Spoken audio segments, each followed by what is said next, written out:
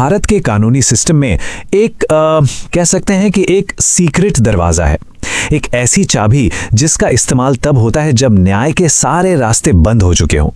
इसे कहते हैं क्यूरेटिव पिटिशन। पर सवाल यह है कि क्या यह सच में न्याय का एक और मौका है या सिर्फ एक छलावा? आज हम इसी अनोखे और काफी विवादास्पद कानूनी टूल को समझने की कोशिश करेंगे, जिसे किसी और ने नहीं बल्कि खुद भारत के सुप्रीम कोर्ट ने बनाया था। चलिए इस पूरी बातचीत को एक बहुत बड़े सवाल से शुरू करते हैं। जरा सोचिए, देश की सबसे बड़ी अदालत, वो कोर्ट जिसके बाद कोई अपील नहीं, एक फैसला सुनाती है, लेकिन बाद में ये एहसास होता है कि उस आखिरी फैसले में ही कोई बहुत बड़ी, कोई बुनियादी गलती रह गई थी। तब क्या होगा? क्या इंसाफ का दरवाजा हमेशा हमेशा के लिए बंद मान लिया जाएगा? देखिए, किसी भी लीगल सिस्टम में ना एक अजीब सी कश्मकश हमेशा चलती रहती है। एक तरफ तो ये जरूरी है कि मुकदमे कभी तो खत्म हो, फैसलों को फाइनल माना जाए, वरना केस कभी खत्म ही नहीं होंगे। लेकिन दूसरी तरफ क्या हो अगर उस आखिरी फैसले में ही इंसाफ से चूक हो गई हो? बस इसी दुविधा से हमारी आज की कहानी शुरू होती है। हमारे देश में सुप्रीम कोर्ट का फैसला पत्थर की लकीर माना जाता है। वो जो कह दे वो फाइनल है, सबको मानना ही होता है। लेकिन यहीं पर एक बहुत मुश्किल सवाल खड़ा हो जाता है। अगर देश की सबसे ऊंची अदालत से ही न्याय देने में कोई भारी चूक हो जाए तो फिर कोई इंसान कहाँ जाए, किसके पास जाए? तो इस प्रॉब्लम को ठीक से समझने के लिए हमें इतिहास में थोड़ा पीछे जाकर उस बंद दरवाजे को देखना होगा जिसने इस पूरी सिचुएशन को जन्म दिया। तो देखिए, ये सब हुआ कैसे। पहले, जैसा कि इस टाइमलाइन पर दिख रहा है, एक रास्ता था। आर्टिकल 32 के तहत सुप्रीम कोर्ट के फाइनल जजमेंट को भी चैलेंज किया जा सकता था। लेकिन फिर आया AR अंतुले का वो लैंडमार्क केस। इस केस में कोर्ट ने कहा, नहीं, हमारे आखिरी फैसले को इस तरह से नहीं पलटा जा सकता। बस इस एक फैसले ने न्याय का एक बहुत जरूरी दरवाजा बंद कर दिया। और इसका नतीजा क्या हुआ? एक कॉन्स्टिट्यूशनल वैक्यूम या संवैधानिक शून्य पैदा हो गया। मतलब एक ऐसी सिचुएशन बन गई जहां अगर सुप्रीम कोर्ट से भी कोई गलती हो जाए तो उसे सुधारने का कोई रास्ता ही नहीं बचा था।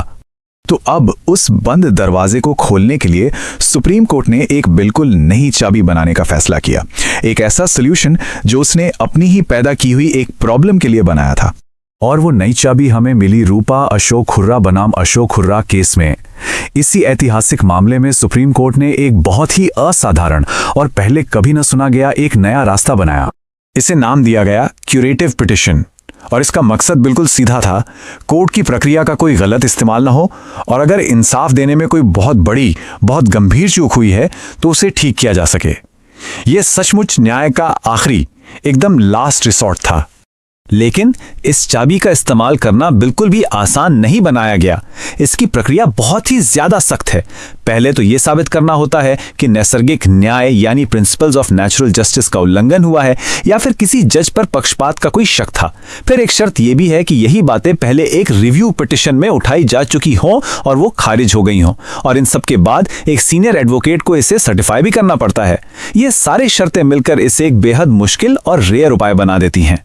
तो अब आते हैं इस विश्लेषण के सबसे दिलचस्प सवाल पर। क्या ये नई चाबी, ये क्यूरेटिव पिटीशन सच में कुछ नया है, या ये बस वही पुरानी शराब है जिसे एक नई बॉटल में डाल दिया गया है? जिस सोर्स आर्टिकल पर हमारी ये चर्चा आधारित है, उसके लेखक का पूरा तर्क इस एक लाइन में छिपा है। उनका कहना है कि सुप्रीम कोर्ट ने कोई नया जुडिशियल ग्राउंड नहीं तोड़ा, बल्कि एक पुराने कॉन्सेप्ट को ही एक नया नाम दे दिया है। और ये तर्क तब और मजबूत लगता है जब हम क्यूरेटिव पिटीशन की तुलना पहले से मौजूद रिव्यू पिटीशन से करते हैं। दोनों का मकसद तो लगभग एक ही है, कोर्ट के फैसले पर फिर से विचार करवाना। अब देखिए, कानूनी तौर पर दूसरी रिव्यू पिटीशन अलाउड नहीं है, तो आलोचकों का यही कहना है कि क्यूरेटिव पिटीशन असल में नाम बदलकर वही काम कर रही है।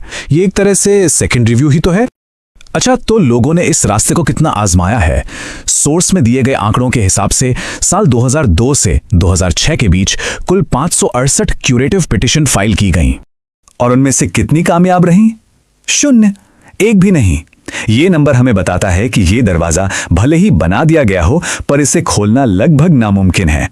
और ये पूरी बहस हमें एक बहुत गहरे संवैधानिक सवाल की ओर ले जाती है कि न्याय देना अदालत का एक कर्तव्य है, उसकी एक ड्यूटी है, या ये उसके अपने विवेक, उसकी अपनी मर्जी पर निर्भर करता है। इस संघर्ष को समझने के लिए हमें एक लैटिन कानूनी शब्द को समझना होगा, एक्स डेबिटो जस्टी थी। इसका सीधा सा मतलब है कि न्याय देना कोर्ट की मर्जी पर नहीं है, बल्कि ये उसका एक दायित्व है, एक कर्तव्य है। ये इंसाफ की मांग है as a matter of right. और यहीं पर हमें दो बड़े फैसलों में एक सीधा टकराव दिखता है। एक तरफ है AR अंतुले केस, जिसमें एक बड़ी 7 जजों की बेंच ने कहा कि न्याय देना एक दायित्व है, अगर गलती हुई है तो कोर्ट को उसे सुधारना ही होगा, इसमें कोई मर्जी नहीं चलेगी। लेकिन फिर दूसरी तरफ है रूपा अशोक हुर्रा केस, जिसमें एक छोटी 5 जजों की बेंच ने इसे कोर्ट की एक विवेकाधीन शक्ति बना दिया, जो कि बहुत सख्त शर्तों पर निर्भर करती है। और यहीं पे असली संवैधानिक समस्या खड़ी होती है। जुडिशियल सिस्टम का एक सीधा सा नियम है, एक छोटी बेंच बड़ी बेंच के फैसले को ओवररूल नहीं कर सकती। लेकिन आलोचकों का कहना है कि रूपा अशोक हुर्रा केस में असल में यही हुआ। इसने इंसाफ को एक अधिकार से बदलकर अदालत की मर्जी का मामला बना दिया। तो आखिर में जो सोर्स आर्टिकल है वो क्यूरेटिव पिटीशन के बारे में क्या निष्कर्ष निकालता है?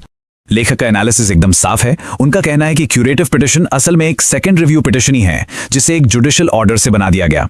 ये फैसला न सिर्फ एक बड़ी बेंच के फैसले का उल्लंघन करता है, बल्कि इसे बनाने का जो सही संवैधानिक तरीका था, यानी सुप्रीम कोर्ट के रूल्स में बदलाव करना, उसे भी नहीं अपनाया गया। शायद तुरंत न्याय देने की जल्दी में अदालत ने यह शॉर्टकट लिया। लेखक अपने तर्क को इस बहुत ही पावरफुल स्टेटमेंट के साथ खत्म करते हैं। उनका मानना है कि एक फौरी समाधान खोजने के चक्कर में अदालत ने एक बहुत जरूरी संवैधानिक सिद्धांत की बलि दे दी। और ये हमें वापस उसी मूल सवाल पर ले आता है जिसके साथ हमने ये पूरी चर्चा शुरू की थी। ये विश्लेषण हमें एक गहरे सवाल के साथ छोड़ जाता है, किसी भी लीगल सिस्टम के लिए फैसलों को फाइनल मानना कितना जरूरी है, और हर हाल में 100% इंसाफ करने के लक्ष्य के बीच में वो सही संतुलन, वो बारीक लाइन कहाँ खींची जाए। क्यूरेटिव पिटीशन उसी संतुलन को बनाने की एक कोशिश है।